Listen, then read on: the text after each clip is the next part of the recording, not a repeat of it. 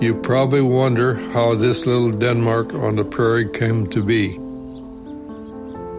Well, it all began with one man. Christian Jensen on the island of Fyn. The year was 1868. His wagon was pulled by one horse and one mule. When Christian Jensen and his wife stopped for the night in the area that would become Elk Horn, they were impressed with the rich prairie soil. Christian and Mary had found their new home. Christian Jensen encouraged his Danish friends and family to move here. And the new Danes brought their family, who brought more friends and their friends. Generations later, we still spoke Danish on every street, in every store, and in every home. But things sure have changed around here. Only a few people speak Danish anymore. Welcome back to Elk Horn, Iowa, a small rural settlement in the Midwest of the USA that somehow became Dane country, a little piece of Denmark in America in the late 1860s.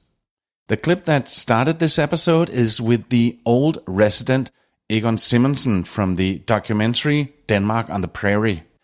And it's a clip that I only just found after I did the first episode from Elk Horn. Here you might remember that I made up a story about a Danish couple that arrived here in 1868. Here we see Mary and Christian Jensen. They lived in Kerteminde, a quaint little town on the island of Funen in Denmark, here in the second half of the 1800s. When they arrive in this place in Iowa in 1868, there isn't even a village. And Christian and Mary knew that they had found their new home. The rolling hills and the fertile soil reminded them of Denmark, giving them a sense of belonging. And I simply picked two random names, Christian and Mary, and made up that they were from the island of Funen in Denmark. And then I find this clip with Egon saying that the first Danes to arrive here was Christian Jensen on the island of Fyn. The year was 1868. Christian and Mary had found their new home. Christian and Mary from Funen, and that they arrived in 1868. This is such a crazy coincidence that it was so spot on. It wasn't the real Christian and Mary from Funen I was talking about. That was totally made up. Weird, right? Anyway, the documentary Denmark on the Prairie really put the small village of Elk Horn, Iowa on the map back in Denmark and made a lot of people here quite famous in Denmark. At the time of the film, Egon was 91 years old and he was the last remaining Danish immigrant in Elk Horn. He was born in Hjørring in Denmark in 1921, and when he was just around 7 years old, he immigrated with his parents in 1928. Here in Elk Horn, they called him the Silent Dane. And nevertheless, he became the golden voice of the documentary, and I'm going to borrow a few clips with him in this episode. Egon Simonsen passed away just a year after the documentary in 2015. My name is Palle Bo. Welcome back to Iowa. The Radio Vagabond. This episode is supported in part by Hotels25.com. You know what it is, you can find a cheap place to stay and blah blah blah, all of that. But now you can also find flights. Yeah, and the website's got a brand new design, so I hope you like it. Go to Hotels25.com, find a flight, and find a place to stay. Our grandparents immigrated, most of us, to this area. We're still like 43% Danish Americans. But we grew up on Danish open-faced sandwiches, Bedstemors, frikadelle, or rollable. That was part of our normal food. We weren't trying to be Danish. We just grew up Danish. Mm-hmm. We were Danish Americans. And as my one immigrant grandmother said, I am now an American. I'm proud of my Danish roots, but I am an American, so you'll never forget that. But all their cooking, they made the Danish rye bread, and the lots of butter, everything that they brought with them to America. So we were just this little area in 25-mile radius. We're one of the largest Danish rural settlements in the United States. But I think it was fascinating to Denmark, especially after the European Union, and you kind of were losing maybe your Danishness. No. Exactly. Yeah. You were afraid that would happen, and you kept your kroner because you wanted to keep your Danishness. But there was that fear that, in Denmark is such a small country, you're 1/3 the size of Iowa. So I think you're looking at us like, we can't believe there's somebody so proud of their heritage and their Danishness. Why did they bring a windmill from Denmark, from Nørresnede? Yeah. That story in itself is unbelievable for a town of 650 residents. In 1975, one of my friends, Harvey Sorensen, went to Denmark. Harvey Sorensen fell in love with the windmills in the Danish countryside. He liked them so much he thought we should have one right here in Elk Horn to remind us all where we came from. Elk Horn is billed as the largest Danish settlement outside of Denmark, and Harvey Sorensen decided to move a little bit of Denmark to Elk Horn, that little bit being a complete 70-foot-high, 125-year-old windmill. Imported piece. It was a crazy man's idea, an impossible dream.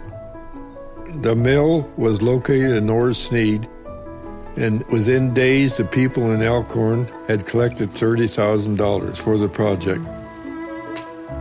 In Denmark, they soon began dismantling the mill, piece by piece, loaded it on 2 trucks, put it on a ship, sailed it across the Atlantic Ocean. It arrived as one big pile of rotten wood.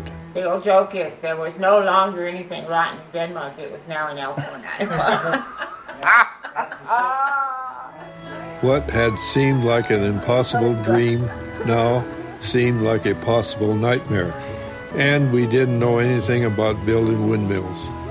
But the people in Denmark had put numbers on every piece of wood and made a 1-to-10 scale model that showed where all the pieces should go. 300 people got involved with restoring and rebuilding the windmill. When the mill finally opened in 1977, thousands of people came to celebrate and eat æbleskur and mediciples.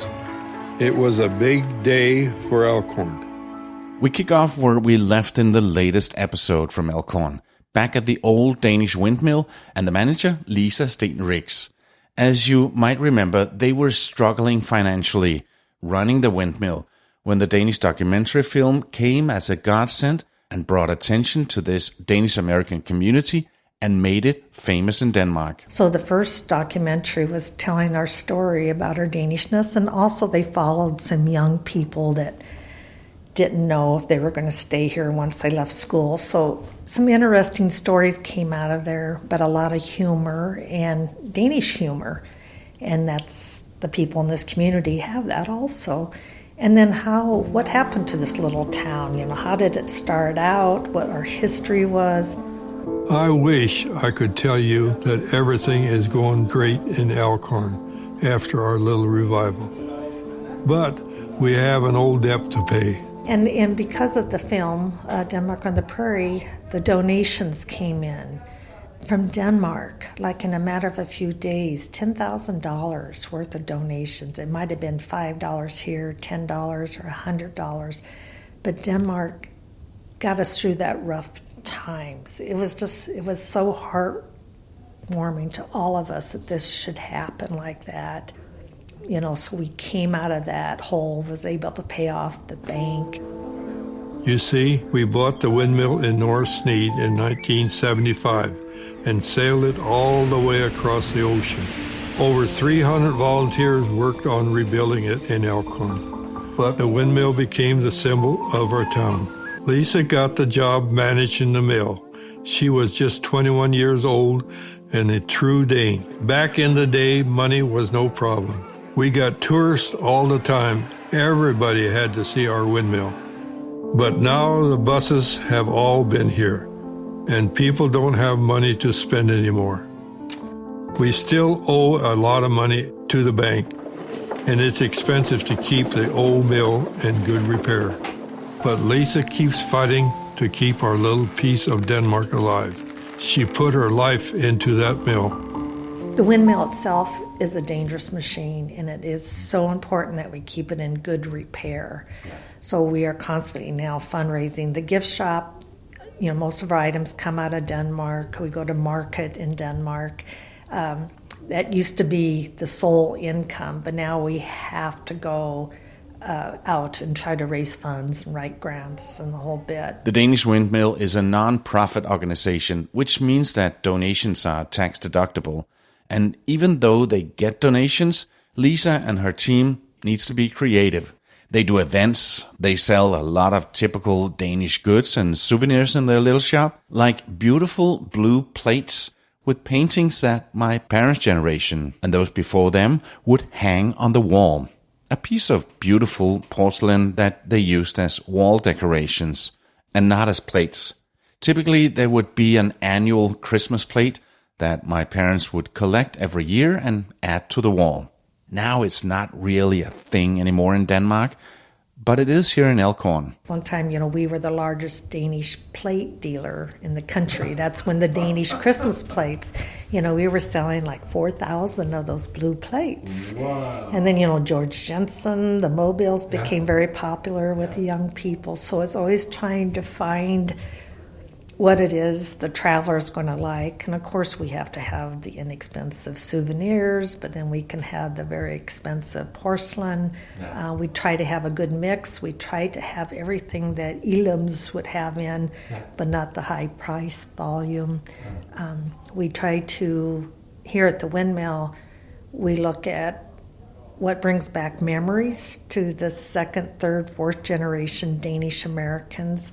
What was it that their grandparents, and why did they sing that funny song at Christmas when they dance around the Christmas tree and nobody knows how to say "You Holly Juligan" or "You"? Yes, in the documentary, we see Lisa trying to teach the local kids in the school how to sing "Nu er det jul igen, og nu er det jul igen, og julen var lige til påske." And honestly, it wasn't perfect, but close enough. Har vi julen, og nu har vi julen, og julen var lidt til påske. Nu har vi julen, og nu har julen, og julen var lidt til påske. And people just butcher it here, but they got the tune and they try to do it right. Again, we aren't trying to exploit our Danishness. We're very proud. We try to share what Danish America is about now. We call it's our Danishness. And as generations, as people get less and less, they know about their heritage, except like Ancestry.com. People now are going in and refreshing the buttons, and it's finally showing that they're Danish. It's been showing that they're Norwegian for a couple of years now. So now it's finally enough people that are doing it. It's saying the word Danish from Denmark. But with Norway and Sweden, you have to remember that back in the day, everything was Denmark. We own Norway. We just lost too many wars. That's why.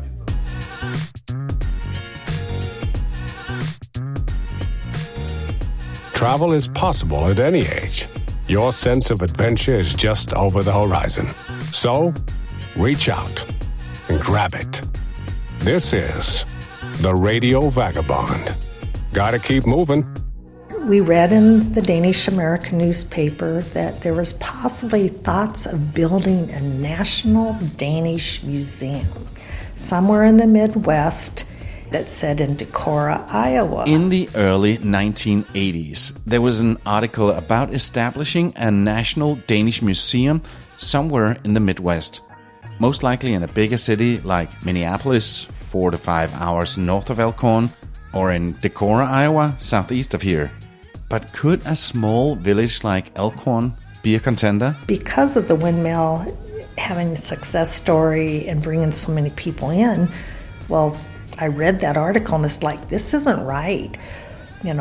Look at Elk Horn. We're in between two Danish American colleges. We had the first Danish folk school in America.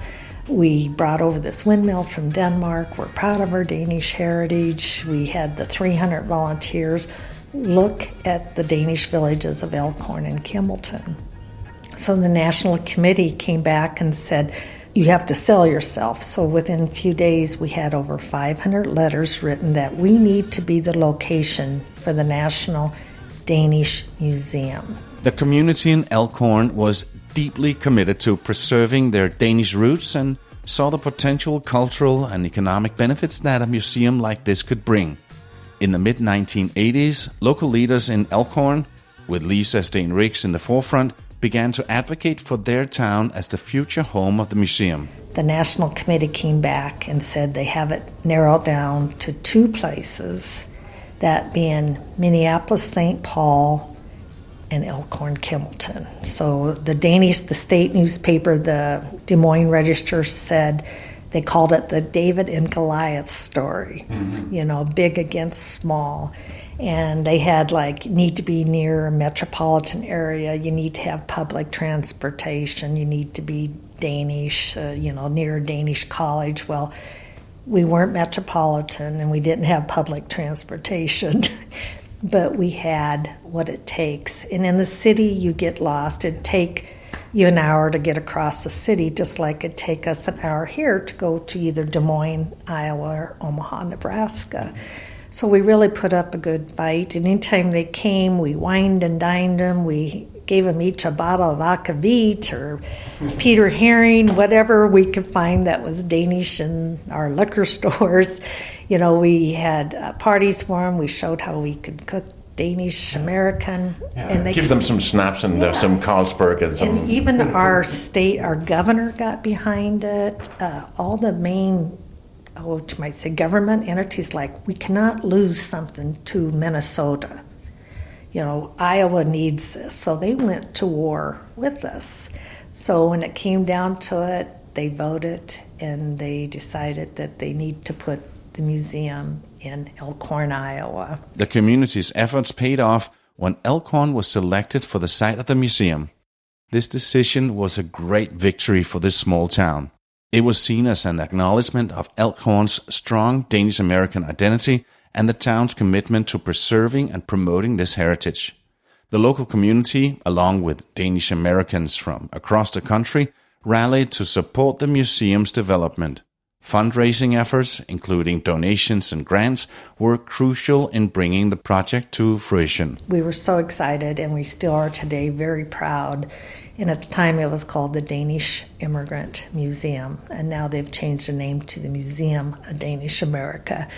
But the land that it sits on is 20 acres of land that was donated by our Lutheran church here in town. In a time where a church is needing to raise money, they felt it was important for the community and for our Danishness and our heritage that they gave this beautiful farmland to the museum.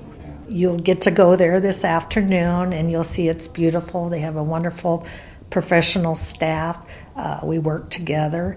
They do their gift shop. They have a gift shop too. It's more the modern Danish, where we try to do more of the old Danish here. So we try to keep a little bit separate that way.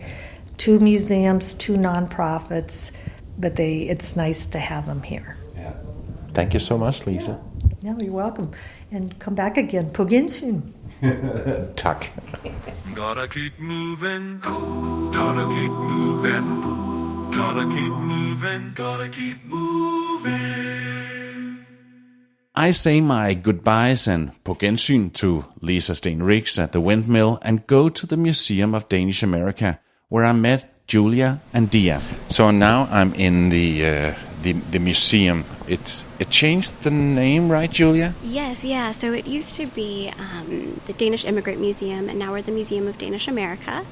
That kind of reflected sort of a more broad scope of the stories that we can tell, and the more broad scope of kind of what we want to represent in the museum.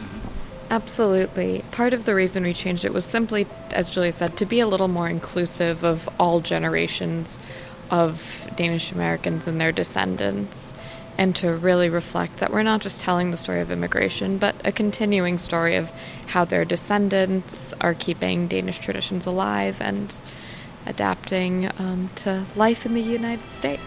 It's dedicated to preserving and promoting the rich history and culture of Danish Americans and features a fascinating range of exhibits from artifacts to photographs that tell the story of Danish immigrants to temporary displays showcasing Danish art and tradition. The museum also houses a genealogy center where you can trace your Danish roots with expert help. Surrounding the museum is the Prairie Landscape Park, a serene outdoor space with native plants and sculptures. The museum isn't just about exhibitions, though. It hosts a variety of cultural programs, including lectures, workshops, and performances, along with the annual events like the Tivoli Fest that brings old Danish traditions to life with music, dance, food, and crafts. Admission to the museum is affordable, and by visiting you're supporting the preservation of Danish American heritage and enjoying a slice of Denmark right here in Iowa. For more information, visit their website, danishmuseum.org. Apart from the Danish Windmill and the bigger Museum of Danish America, there's also a small house called Bedstemors Hus, Grandma's House, here in Elk Horn. It's managed by the Museum of Danish America, and I go there with Julia. Her name is Jessen, and she's also of Danish heritage. So Julia, we're in Bedstemors' house now, and it was built by a Dane who came over here, but the way he came across the ocean was a bit challenging. Yeah, so Jens Otto Christensen built this house in 1908, and he had immigrated here in 1889 when he was 25. But yeah, his crossing was quite difficult because his ship that he was on actually ended up sinking. Iceberg! Something like that, yeah. This time, though, there were no casualties, so everyone was fine aboard. There was another ship that came and was able to pick up all of the passengers. However, he did lose all of the possessions that he had brought with him. Yeah, and I think everybody on board ended up without their possessions. And that journey, just from kind of the being stranded in the sea for a little while before the ship sank, and then the time it took to board another boat and then go wherever that boat was going and then transfer over to all different places, ended up taking 6 weeks instead of the 7-day journey that it was supposed to be initially. So Jens Otto Christiansen came to the US without any possessions and without a penny in his pockets. But he managed to work hard and ended up here in Elk Horn. Yeah. So he got to Elk Horn about 1898 to 1900, somewhere in there. So he would have been in his 30s? Yeah, so he was born in 1863. He was 25 when he came over. So yeah, in his kind of mid-30s is when he would have arrived here. And yeah, like I mentioned, he was kind of an eccentric guy. He was known for being kind of eccentric. So he would, and keeping in mind, this is rural Elk Horn, a farming community, that kind of thing. We're not in New York City. Right. He would go around in a coat with tails, and then either a derby hat or a top hat and a tie.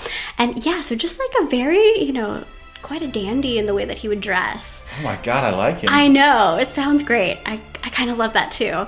But yeah, so he then, because of that, and he would, carry himself in this very like upright kind of way. He had like a real, to me, it sounds like he had a real kind of presence about him. Mm-hmm. So he got this nickname, which was Prince Otto, because of that. So everybody called him Prince Otto. Prince, oh my God, I like that. Yeah. But just to catch up, the years before he came to the U.S. and he didn't have any possessions, but he worked. What kind of work did he do before coming here? Yeah, so he was a carpenter, but he was also involved in other things too in different areas where he was. In Omaha for a while, he was working as kind of like a driver, basically for a wealthy, important person and his family. Probably a horse carriage. Yes, yeah. So he was driving the carriage for this wealthy family. But yeah, he didn't enjoy that as well, though. In some of the notes it talks about, he didn't like having to kind of drive the children around to all of these late night parties and things like that. You'd much rather be the prince. Yeah, the Prince of Elk Horn, of course. Yeah. No, Jens Otto, or as he called himself, Prince Otto, was a character straight out of a quirky novel. Picture a man with a twinkle in his eye, a top hat, a mustache curling upwards, and a liking for the dramatic. He built Bedstemors' house in 1908, but it was no ordinary home, just as he was no ordinary man. Jens Otto, or Prince Otto if you please, was known for his flamboyant personality and larger-than-life presence. With a chest puffed up like a rooster and a voice that could command a room, he proudly declared his little corner of Elk Horn, Iowa, a royal domain. And then he came here and somehow he managed to accumulate enough funds to buy not only one lot of land, but two. Yeah. So he purchased this lot for $150, and then the one next door as well for the same amount. And then later on, in 1915, he starts a 10-cent store on Main Street. A 10-cent store, yeah. So that would be the equivalent of a dollar store today. So yeah, Sure, a 10-cent store. Yeah, where he had, he sold a variety of goods there. He was known for being very generous at the store, to children at least. When they would come and get some candy there, he would often fill their bags more full than what they had paid for. But at the same time, he was also kind of a stickler for rules in a way, because he would say, to all the kids that came in, you can look, but you can't touch. So he was, looking like a Prince Otto and giving extra candy. So a fascinating person. But and then he built these two houses. Were they similar at the time? Now they're a bit different, especially the interior. But were they similar? I would think so. I'm not sure about the. Why did he do two houses? Because it's big enough for a big family here. Well, I'm sure he was probably thinking about kind of investing his own time and money into these spaces that then he could have people rent and do all these different things. And there's a little twist to the story, because once this house was finished and ready to move into, he had a plan. Yes, yeah. So he built the house. The story is that he built the house as almost a present, as kind of a honeymoon cottage for this girl that he wanted to propose to. And she lived kitty corner from the house. And so when he was done, when he was finished, he kind of marched on over there to her front door. And he was, by this time, in his 40s, and she was quite some younger. Yes. I believe she was in her late teens at the time. So a creepy old guy. He might be a prince, but So we can't judge her too harshly, because that was, probably a decision any of us would make. Yeah. Now, Prince Otto, in his flamboyant glory, wasn't just a man with a sense for drama and self-bestowed royal titles. He was also a man with a heart. And that heart had its sights set on a young lady. She was a teenage girl, radiant and full of life, while he was in his 40s, a seasoned man with dreams of grandeur and a heart full of love. But this fairy tale took a turn. Yeah, and he got turned down. Aww. I know. So he had to turn right back around and come back to his freshly built house. The young girl, perhaps flattered, but certainly not swayed by the grand gesture of this man, turned him down. Perhaps she couldn't see herself tied down to the whims of an older man who saw himself as a prince. Heartbroken, Prince Otto was left with a beautiful crafted house, but no princess to share it with. We're unsure if he ended up ever living here, and maybe that's part of the reason he didn't, is perhaps the bad memories associated with it.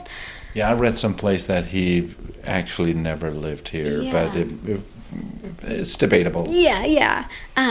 And we're also kind of unsure if he actually physically built the house himself, or if he was working with other carpenters, other people to build the house. But it was pretty likely. Yeah, likely that he, with his kind of carpentry background, then likely that he was doing a lot of it. And then it changed hands. At some point, he ended up selling. Yeah, so for a while he was renting it out to different Danish immigrant families or descendants of Danish immigrants. And that's kind of another one of the significant things about the house, is that Danish immigrants and their descendants are the only people that have lived in the house. So no Americans to spoil it, or Dutch people. Yeah. Sorry, Dutch. I don't know why I said that. But yeah, so it has that kind of long history within the Danish American community, and kind of being of this specific style for the time period and for the space that it's in as well. Bedstemors Hus is a reflection of Prince Otto's eclectic tastes. Every piece of furniture, every artifact inside, seemed to tell a story, much like the man himself. But yeah, so he rents it out for a while. In 1933, he sells it for I think $1 to the Salem Lutheran Home, which was the at the time it was the Salem Old People's Home, so like a retirement home and assisted living kind of facility. And it had just recently started at that time. And the agreement was that he would give it to them with the stipulation that then he would get free room and board for the rest of his life. So that was the agreement. So then he moved into the Salem Lutheran Home. When he moved in there, he started working as the postmaster and delivering the mail to all the residents of the Salem home. So people remember him kind of going on his way and picking up the mail and bringing it back to the Salem home so that he could distribute it. He had a knack of captivating his neighbors with tales of his royal adventures. Whether they were true or not was beside the point. He entertained everyone that would listen to his stories of grandeur, daring adventures, and of course, his rightful place in history. His charisma was such that you almost believed him, even if common sense suggested otherwise. Jens Otto, the prince turned postmaster, wasn't just a character. He was a legend in his own right. His legacy, much like his house, stood the test of time. Walking through Bedstemors' house, you can almost hear the laughter echoing in the halls, see him winking from a photograph, and feel the warmth of his larger-than-life spirit. They eventually sold it in 1946 to Mette Mortensen. And Mette was herself a Danish grandmother. And so that's actually where Bedstemors' house gets its name from, is that inspiration comes from Mette being the last occupant of the house. So she lived here for a number of years, and then in the 80s it was purchased by the Elk Horn Kimballton Arts and Recreation Council with the idea and the purpose of restoring it to its early 20th century style and furnishings, and using it to represent this Danish immigrant home, basically, from that time period. Yeah. This 1908 house offers a glimpse into the early 20th century Danish American life. Restored with period-appropriate furnishing and artifacts, it provides an authentic representation of domestic life during that era. So this is the museum is great, but coming here, and it's obviously a part of the museum, and it's not that it's walking distance, even though we drove. You can go in here and really get a sense of what it looked like back in when this whole community started. The house serves as an educational resource with guided tours and cultural programs that highlight Danish heritage. Located within walking distance from the Danish Windmill and the Danish American Museum, it's a significant cultural landmark celebrating Danish American history.